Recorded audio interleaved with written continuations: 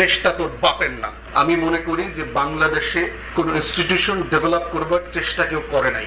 সবাই রুল করতে চাইছে, শাসন করতে চাইছে, প্রতিষ্ঠান তৈরি করতে চায় নাই, দেশের মানুষকে নাগরিক করতে চায় নাই, দেশটাকে রিপাবলিক করতে চায় নাই।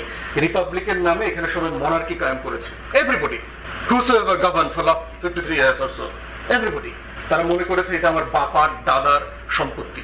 যেই বয়ানটাকে ভেঙে তছনছ করে দিয়েছিল এই নতুন প্রজন্ম রক্ত দিয়ে, দেশটা তোর বাপের না, রাস্তায় রাস্তায় লেখা আছে দেখেন, দেশটা তোর বাপের না।